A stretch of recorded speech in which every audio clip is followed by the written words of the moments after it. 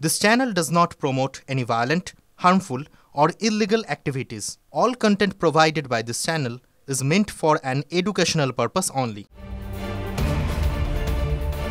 রাজ্য জুড়ে টান পড়তে পারে আলুর যোগানে। অনির্দিষ্টকালের জন্য ধর্মঘটে আলু ব্যবসায়ীরা। ভিন রাজ্যে আলু রফতানিতে নিষেধাজ্ঞা জারি রাজ্যের। প্রতিবাদে অনির্দিষ্টকালের জন্য ধর্মঘটের ডাক ব্যবসায়ীদের। বাজারে আলুর দাম আরও বৃদ্ধি পাওয়ার আশঙ্কা। সকাল থেকে হিমঘর খোলা থাকলেও আলু বের হচ্ছে না হিমঘর থেকে আলু বের না হলে আজ থেকেই বাজারে যোগান কমবে আলুর। হিমঘর থেকে শনিবার যে আলু বের করা হয়েছিল তা বাজারে প্রায় শেষের দিকে, অর্থাৎ আজ থেকেই বেশিরভাগ বাজারে দেখা মিলবে না আলুর। পেঁয়াজের হাফ সেঞ্চুরি, মুখ্যমন্ত্রীর দেওয়া সময়সীমা পার, দাম কমার কোনো লক্ষণই নেই পেঁয়াজের। নির্দেশ পালনে ব্যর্থ প্রশাসনিক কর্তারা। বাজারে বাজারে ঘুরে কি করল টাস্কফোর্স? কুলতলি সাদ্দাম সর্দারের নামে একের পর এক চাঞ্চল্যকর তথ্য। এবার সাদ্দাম ও তার বাড়ির সুড়ঙ্গ নিয়ে উদ্বেগ প্রকাশ রাজ্যপাল সিভি আনন্দ বোসের। এই ঘটনায় স্বরাষ্ট্র দপ্তরের থেকে একাধিক বিষয় নিয়ে জানতে চেয়ে রিপোর্ট তলব রাজভবনের। কুলতলির সঙ্গে এক পংক্তিতে বসানো হয়েছে সন্দেশখালী, ভূপতিনগর, বনগাঁকে। নিয়োগ নিয়ে বিজেপিকে নিশানা মমতার। ২১-এর মঞ্চ থেকে বললেন, নিয়োগ করতে গেলেই বাধা বাম, কংগ্রেস, বিজেপির। কিছু হলেই একটা করে জনস্বার্থ মামলা করে দিচ্ছে। মমতার কড়া বার্তা, তৃণমূল বড় ঝাঁকুনির ইঙ্গিত অভিষেকেরও।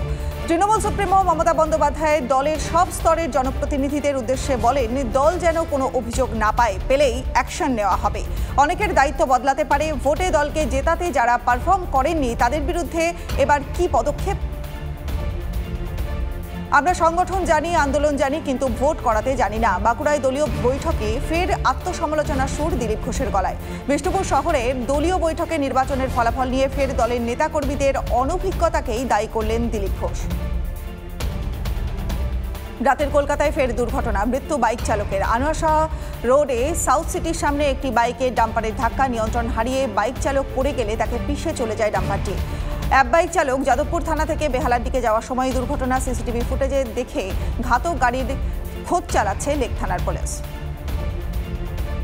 ফের বিপত্তি রেলের রানাঘাটে বেলাইন মালগাড়ি। কারশেডে নিয়ে যাওয়ার সময় লাইনচ্যুত মালগাড়ি। লাইন থেকে পড়ে যায় মালগাড়ির পিছনের একটি বগির ৮টি চাকা। দ্রুত ঘটনাস্থলে পৌঁছায় রেল পুলিশ এবং আধিকারিকরা। ঘটনায় ক্ষয়ক্ষতির খবর পাওয়া না গেলেও কী কারণে এই ঘটনা তা খতিয়ে দেখছে রেল কর্তৃপক্ষ। পূর্ণিমার ভরা কোটাল এবং নিম্নচাপের জোড়া ফলা। ভয়াবহ ধসের মুখে গঙ্গাসাগরের কপিলমুনি মন্দিরের সমুদ্রতট। জলোচ্ছ্বাসের জেরে সাগরতটের ১ থেকে ৫ নম্বর স্নানঘাট পর্যন্ত কংক্রিটের রাস্তা পুরোপুরি সমুদ্রের তলায়। দোকানদারদের দ্রুত সরায় পুলিশ। আতঙ্কিত সাগরের ব্যবসায়ী থেকে পণ্যার্থীরা। রাজৌরিতে সেনা ছাউনিতে জঙ্গি হামলায় জখম এক জওয়ান। বড়সড় নাশকতার ছক বানচাল সেনার। ভোর ৩টে নাগাদ সেনা ছাউনিতে হামলা জঙ্গিদের। সেনাবাহিনীর পাল্টা গুলি, পাল্টায় জঙ্গিরা। এলাকা জুড়ে সার্চ অপারেশন বাহিনীর। আজ শুরু হচ্ছে সংসদের বাজেট অধিবেশন। তার আগে রাজনাথ সিংয়ের সভাপতিত্বে হয়ে গেল সর্বদল বৈঠক। তৃণমূল ছাড়া সব বিরোধী দলই বৈঠকে যোগদান করে। গণতন্ত্রকে শক্তিশালী করতে বদ্ধপরিকর কেন্দ্র, মন্তব্য কিরেন রিজিজুর। বাজেট অধিবেশনের আগে সর্বদল বৈঠকে বিরোধীদের বিশেষ বার্তা কেন্দ্রের। সংসদে অধিবেশন চলাকালীন যখন সহকর্মীরা বক্তব্য রাখবেন তখন বাকি সাংসদরা যেন বাধা না দেন, বার্তা কেন্দ্রীয় প্রতিরক্ষামন্ত্রী রাজনাথ সিংয়ের। অধিবেশন চলাকালীন সকলকে সংযত থাকারও উপদেশ দেন তিনি। বাজেট অধিবেশনের আগে প্রথামাফিক সর্বদল বৈঠকেও কেন্দ্রকে তোপ বিরোধীদের। নির্বিতর্ক থেকে কানওয়ার যাত্রায় দোকানের নাম নিয়ে বিতর্ক। একাধিক ইস্যুতে কেন্দ্রকে বিঁধলেন বিরোধীরা। মঙ্গলবার বাজেট পেশ করবেন কেন্দ্রীয় অর্থমন্ত্রী নির্মলা সীতারামন। শাসক বিরোধী তরজায় উত্তপ্ত হতে পারে অধিবেশন কক্ষ, আশঙ্কা রাজনৈতিক মহলের।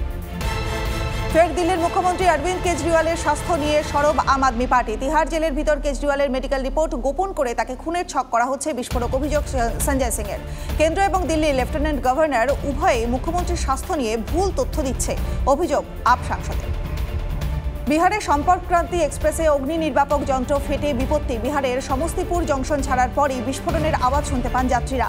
আগুন আতঙ্কে হুড়োহুড়ি পড়ে যায় স্টেশন চত্বরে। হতাহতের কোনো খবর পাওয়া যায়নি। যাত্রীরা অগ্নি নির্বাপক যন্ত্রের উপর বসেছিলেন, তখনই বিপত্তি, দাবি রেলের।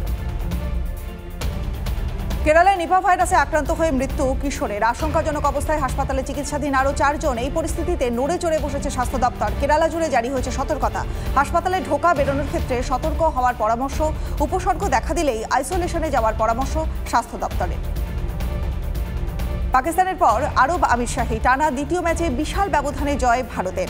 রিচা ঘোষ এবং হরমনপ্রীতের অনবদ্য ইনিংস 20 ওভারে 201 রান তোলে ভারত। টি-20তে এটি ভারতের সর্বাধিক স্কোর। 78 রানে জয়ী ভারত। জয়ের মধ্যেও অস্বস্তি। আঙুলের চোটে এশিয়া কাপ থেকে ছিটকে গিয়েছেন শ্রেয়াঙ্ক প্যাটেল। ক্যারিয়ারের প্রথম আন্তর্জাতিক টি-20 হাফ সেঞ্চুরি রিচা ঘোষের। আরব আমির শাহীর বিরুদ্ধে 29 বলে অপরাজিত 64 রানের বিধ্বংসী ইনিংস খেলেন বাংলার এই কিপার ব্যাটার। মেয়েদের এশিয়া কাপে ভারতের প্রথম কিপার হিসাবে হাফ সেঞ্চুরির রেকর্ডও গড়েছেন রিচা ঘোষ। শ্রীলঙ্কা সফরে 3 ম্যাচে টি-20 ও ওয়ানডে সিরিজ খেলবে ভারত। 27 জুলাই টি-20 দিয়ে সিরিজ শুরু। আজ শ্রীলঙ্কায় পৌঁছাবে ভারতীয় টিম। সদ্য ভারতীয় দলের হেড কোচ হয়েছেন গৌতম গম্ভীর। শ্রীলঙ্কা সফরেই ভারতের কোচ হিসেবে তার অভিষেক। প্রথম অ্যাসাইনমেন্ট থেকে চ্যাম্পিয়ন্স ট্রফি ও আগামী টি-20 বিশ্বকাপের প্রস্তুতি শুরু। ভারতীয় ক্রিকেট একাডেমির প্রধান হিসাবে ভিভিএস লক্ষ্মণের চুক্তি শেষ সেপ্টেম্বরে। শোনা যাচ্ছে ওই দায়িত্বে আর থাকতে চান না। তার জায়গা তাহলে কে নেবেন? উঠে আসছেন ভারতের প্রাক্তন ব্যাটিং কোচ বিক্রম রাঠোরের নাম। এর মাঝেই জানা গিয়েছে আইপিএলের টিম লখনৌ সুপার জায়ান্টস লক্ষ্মণকে কোচিং টিম নিতে ইচ্ছুক। অলিম্পিকের ভারতীয় অ্যাথলিটদের সহযোগিতার হাত বাড়িয়ে দিল ভারতীয় ক্রিকেট বোর্ড। সচিব জয় শাহ ঘোষণা করেছেন ভারতীয় অলিম্পিক সংস্থাকে বোর্ডের পক্ষ থেকে 8.5 কোটি টাকা দেওয়া হবে। টোকিও অলিম্পিক থেকে 7টি পদক এনেছিল ভারত। এবার লক্ষ্য অন্তত 10টি পদক। 8 বছর আগে ডোপ টেস্টে ব্যর্থ হওয়ায় নির্বাসিত হয়েছিলেন হরমনপ্রীত সিং। ভারতীয় হকি দলের গুরুত্বপূর্ণ সদস্য হরমনপ্রীত এবার অলিম্পিকে অভিষেক করতে চলেছেন। হরমনপ্রীতের কাছে আরও বিশেষ মুহূর্ত, অলিম্পিক অভিষেক ম্যাচে স্ট্যান্ডে থাকবেন তার মা কুলবিন্দর কৌর।